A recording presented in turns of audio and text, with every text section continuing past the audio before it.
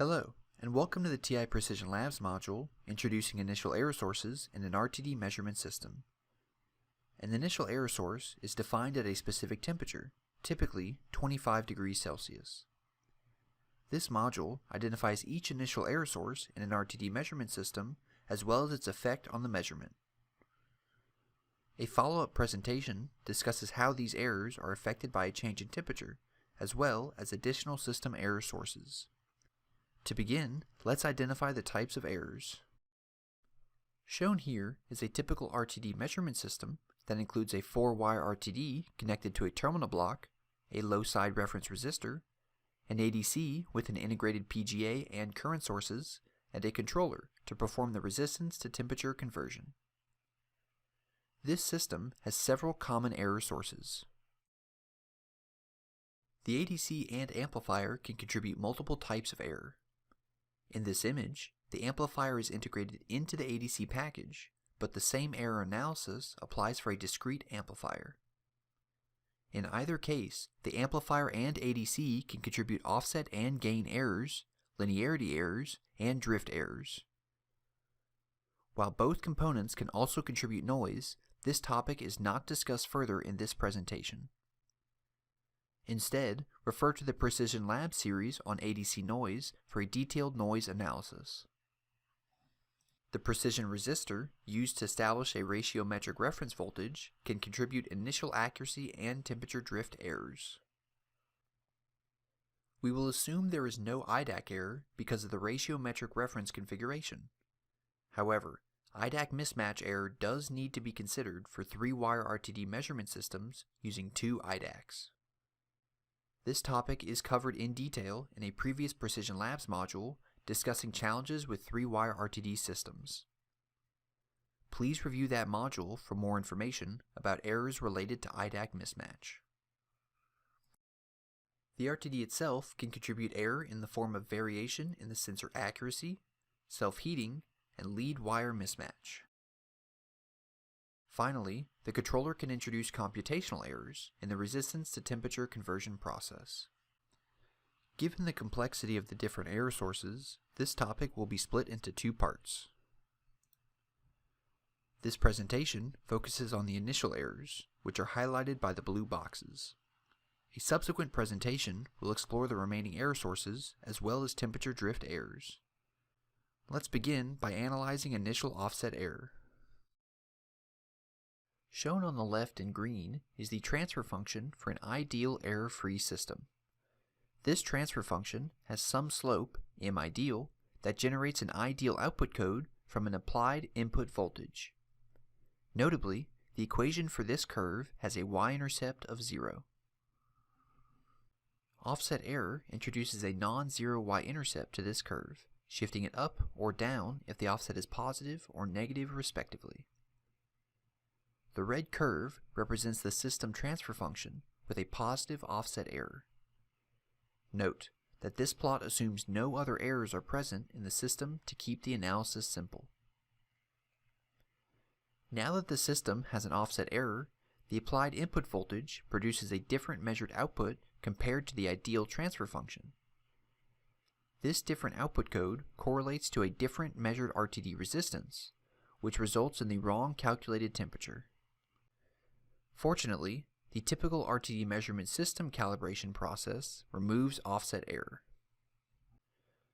As an example of offset error in a real ADC, the table in the upper right shows the offset error specifications in microvolts for the ADS124S08.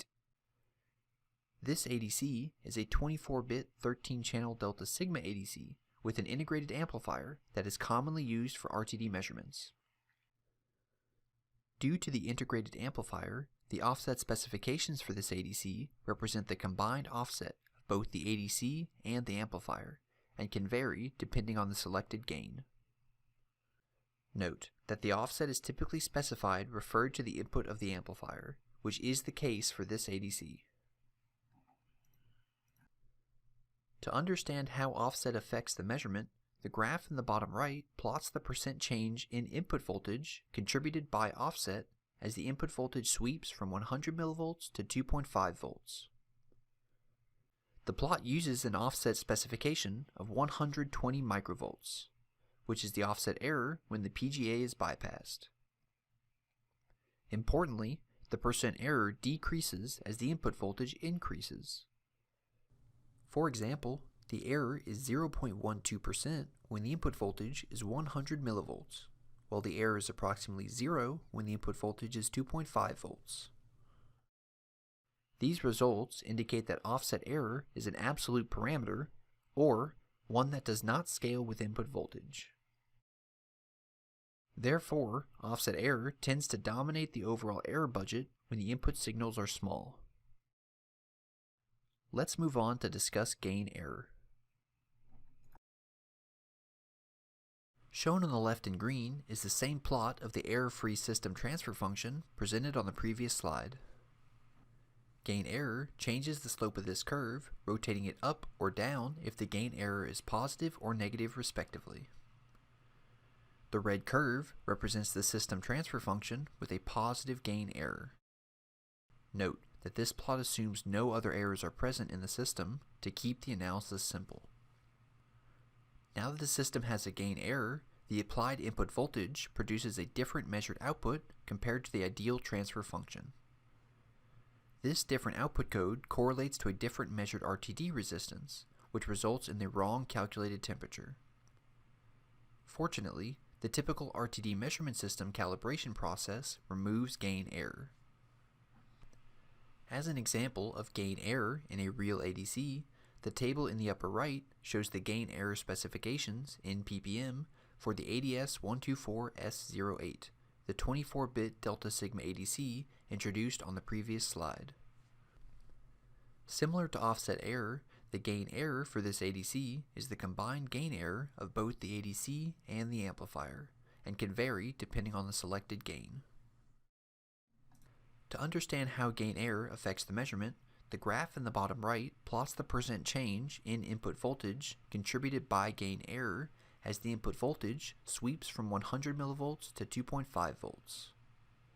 The plot uses a gain error specification of 120 ppm, which is the gain error when the PGA is bypassed. Unlike offset error, gain error as a percent of the input voltage remains constant as the input voltage increases. These results indicate that gain error is a relative parameter, or one that scales with input voltage. This makes sense because gain error is specified in ppm, which is defined as a percentage of the input signal. Therefore, gain error tends to dominate the overall error budget when the input signals are closer to full scale. Let's now discuss linearity error. Shown on the left in green is the same plot of the error-free system transfer function presented on the previous slide. As its name implies, a linearity error causes the ideal linear curve in green to become the nonlinear curve shown in red. As a result, nonlinearity error is very difficult to calibrate. Linearity error can be found at both ADCs and amplifiers. The red plot shows an ADC error called integral nonlinearity, or INL, which is specified using the endpoint method. This method represents the maximum deviation of the actual transfer function from the ideal endpoint curve after an offset and gain error calibration. INL can also be specified using the best fit method, which determines the remaining linearity error after a multi-point calibration across input voltage. As an example of linearity error in a real ADC, the table in the upper right shows the INL specification for the ADS124S08. Note that the INL for this ADC is specified in ppm of FSR and uses the best fit method. Similar to the previous errors we've discussed, the INL specifications shown here are the combined linearity error of both the ADC and the amplifier, and can vary depending on the selected gain. To understand how INL affects the measurement, the curve in the bottom right plots the ADS124S08 INL versus input voltage at a gain of 1. Let's review some key characteristics of this graph. First, the peak value can theoretically be anywhere within the full scale range, and the location of this peak and the general shape of the INL curve can vary from device to device. These two factors make INL difficult to calibrate as previously mentioned. Also, since INL is considered in units of ppm of FSR, it is considered an absolute error, similar to the offset voltage. In other words, the specified INL error is a fixed voltage that is relative to the full scale range. Therefore, INL uses a larger percentage of the error budget when the input signals are small. Next, let's consider how the reference resistor error impacts the system. One of the most important non-ADC errors to consider in an RTD measurement system is the error of the reference resistor, Rref. As these equations show, the ADC code is directly related to the reference voltage. In the ratiometric reference configuration shown on the left, any error in the IDAC bias current is eliminated, and the ADC code depends only on the ratio of the RTD resistance to the Rref resistance. However, this means any change in the resistance of Rref has a direct impact on the measurement result. For example, the table in the top right provides some theoretical values for Rref, including a nominal resistance of 425 ohms and an error of 10%. While this error is large, it helps visualize the effect Rref error has on the total error. In a practical circuit, however, it is common to choose a component that has 0.1% accuracy specification or better. To understand how Rref error affects the measurement, the plot on the bottom right shows the ideal response in green and the response with error in red, both with respect to the RTD measurement range given in the table. Importantly, the deviation between the two curves increases linearly as Rref increases. Since the error scales linearly with the input signal, Rref error becomes another gain error whose magnitude is equivalent to the Rref error.